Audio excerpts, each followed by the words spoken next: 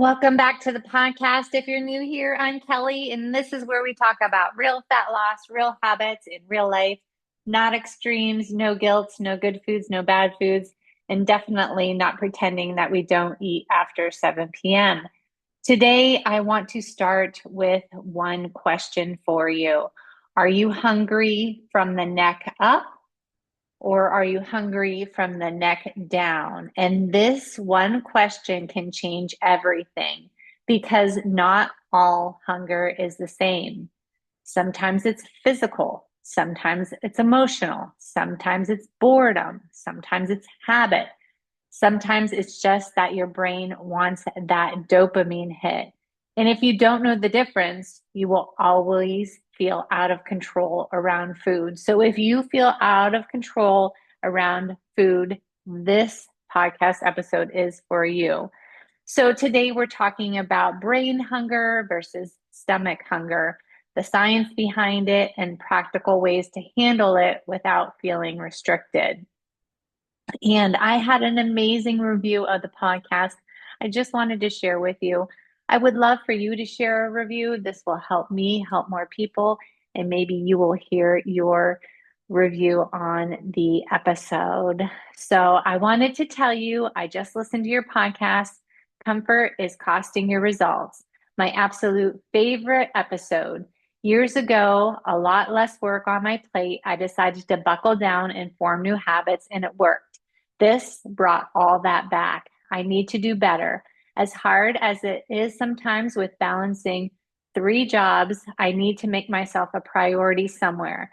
Just been a rough patch with my husband getting laid off, my son's surgery, and physical therapy bills coming in. Holding everything down financially, depending on me right now, has been pushing me to work even more than my normal. So, my first thing to do is anything comfort. I'm happy I have breakfast, lunch, and snacks on repeat, but for everything I'm missing or haven't done that I should, I'm trying to write out a daily plan to hold myself accountable. So thank you for that motivational podcast. I really needed that. Thank you so much, Christy, for this review. I appreciate it so much, and I'm so glad that I am helping you. So I appreciate you more than you know. What's happening in the Clubhouse membership? As always, we are making the yummy recipes that are family friendly, so easy to track, clickable, and shoot right into the app. They're pre-entered, they're macro balanced, they're protein forward. You don't have to overthink. You don't have to think about what you're having for dinner. You just make it, track it, move on. So definitely the structure inside of the Clubhouse reduces that decision fatigue. And that actually matters a lot for this topic. The next shred, the spring shred plus train with Kate, will open March 24th. If you don't know what the shred plus train with Kate is, it's 8 weeks. It's laser focused on nutrition. Kate gives you workouts, short 15-minute workouts that you can either do 30 minutes or 45 minutes. We give you an example meal plan. I set your macros for you. There's check-ins every Thursday so that you hold yourself accountable and that you don't quit. We have challenges. It's super fun and gets the best results. Okay, let's move on. So let's talk about the 2 types of hunger. Stomach hunger, which would be the neck down, that is biological. Your body needs fuel. Ghrelin rises. That's your hunger hormone that I always talk about. Blood sugar drops, energy dips. Your stomach may growl. You may feel slightly irritable or hangry, right, as we say, and you're open to almost any food. Any food sounds good. Now, that is real hunger. That is hunger from the neck down. Now, let's talk about brain hunger. That's hunger from the neck up. So, that is driven by dopamine, driven by environment, driven by habits, emotion, stress, and cues. You walk into the kitchen and suddenly you want something. You always need something sweet after dinner, so you overeat the chocolate. You're watching TV and you need a snack. You're bored, you're lonely, you're tired, you just finished dinner, and like I said, you want a little something. That's not ghrelin. That's your brain seeking stimulation. And here's the science piece. So, highly palatable foods, especially high sugar and high fat combos, light up the reward centers in your brain. So, the good tasting, high sugar, high fat combinations light up that reward system, the center in your brain. So that's not your stomach, that's your brain. That's that dopamine that gets released. You feel a little hit, it's a little reward. I've also read that that dopamine, actually, that hit is happening right before you consume the food or you consume the beverage. The problem, it just doesn't always correlate with the energy that we need. It does not correlate with our goals.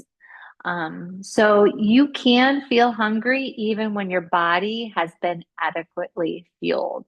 That's brain hunger. So before you eat, you just need to take that pause, that simple pause. A pause is so simple, not always easy, right? Because we're busy and we're creatures of habit, and perhaps this is something that we've always done. And ask yourself, is this hunger neck up or neck down? If it's neck down, then you eat. If it's neck up, then you decide. And that pause alone builds awareness. So, some practical ways to combat that brain hunger. Number one, the apple test, right? Did your mom or dad, well, my mom sometimes would say to me, if you're hungry, grab an apple. If an apple sounds good, you're probably physically hungry. If you want cookies but not an apple, that's likely brain hunger. Water first. So many times I find my clients have a little bit of mild dehydration, and that can mimic hunger. That's definitely why during the shred, one of our rules is to drink 8 ounces of water before a meal, 8 ounces of water halfway through. And if our brain is telling us that we're hungry, try and drink water first to see if it's actual stomach hunger. Have that glass of water, wait 10 minutes, and then reassess. The third is protein plus fiber plus volume. This is the trio that you need. If you're constantly experiencing evening hunger, you may be actually under eating earlier in the day. So, eating more protein during the day helps the cravings at night. Make your meals bigger. If you find you're picking all day long and snacking, perhaps you need to bulk up your meals. I definitely found that I'm not a huge snacker. I don't pick throughout the day, but my meals have a lot of volume to them. So lots of veggies, lots of fiber-rich foods, lots of volume. So think a big cabbage crunch salad, think a baked potato, think lean protein on top. Bulk it up. So 300 calorie, high volume meal feels very different in your stomach than 300 calories of snack foods or 300 calories of peanut butter. Just think of the way 300 calories of peanut butter looks in your belly against 300 calories of turkey or chicken or tofu with a whole bunch of veggies. Just visually picture that, okay? Um, Four, whole foods with some fun. You shouldn't be eating plain chicken and broccoli. That's just boring. That sounds like a diet. That's not the way that I coach. But base your meals on whole foods and then add in something fun. Maybe it's a yogurt bowl at night. You put some yogurt in there, some raspberries, and then put some mini chocolate chips on top. Build it intentionally. Structure definitely reduces that random grazing. So bulking up your meals and using whole foods and adding some fun into them as well. Another thing you can think about is foods that take you a while to eat, maybe sunflower seeds.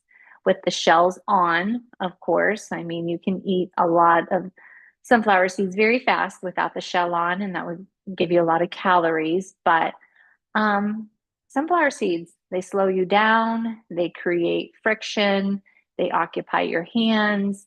You can satisfy that oral fixation without rapid calorie intake. A rule for yourself: you can only eat in the kitchen at the table. No phone, no standing, no couch, no beside the pantry, no hovering over the buffet. Kitchen, table, plate, sit down. That alone cuts out mindless eating. So you must be sitting to eat. Move in the evening. Dare I say it? You know, I'm a morning gal. I like to get my workouts in early, but I've not always been like that. That has not always worked for seasons in my life. When my kids were younger, I stayed home a lot. I only did work part-time, but it just wasn't going to work in the morning, me getting my workouts in. I had little babies who were nursing, and so I would arrange with my husband. I had that conversation with him that I needed to run at night or go to a class at the Y at night. So move in the evening, right? Move your run to the evening, move your workout to the evening, move your walk to the evening. So you'll find that you're rarely hungry, brain hungry, when you're walking, when you're running, when you're lifting, when you're moving your body. So movement changes your state. It regulates that stress. It blunts it blunts your appetite temporarily, right? For many people, and it shifts you out of the kitchen.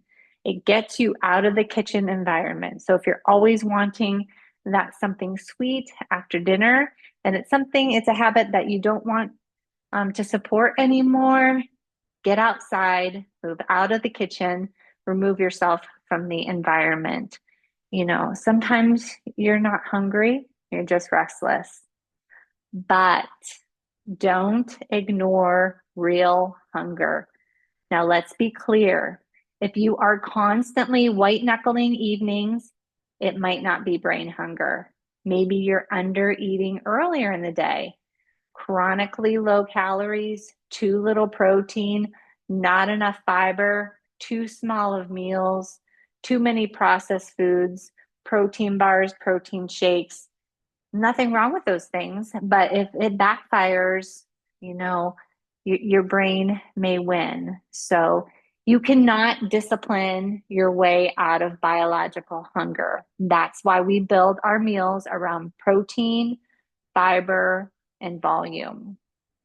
That's why a baked potato, I'm sorry if you're still fearing the potatoes, please stop. They're super satiating, they're yummy, and there's so many great toppings that you can put on top of them. So it can be powerful. That's why a massive cabbage salad with lean protein works, and that's why structured pre-tracked dinners matter. So brain hunger is often bored, lonely, tired habit. Sound familiar? Food becomes that stimulation, that comfort, it becomes a reward. So instead of asking, what do I want to eat? Try asking, what do I actually need right now? Do I need connection? Do I need to rest? Do I need distraction? Do I need movement? Do I need water? Do I need protein? And that question shifts you from reactive to intentional. So instead of asking, what do I want to eat? What do I actually need right now? So fat loss is not about eliminating hunger. It's about learning the difference between I need fuel and I need stimulation. Once you can separate those two, evenings will stop feeling chaotic. You stop feeling like you have no willpower. You start realizing it wasn't a lack of discipline, it was a lack of awareness.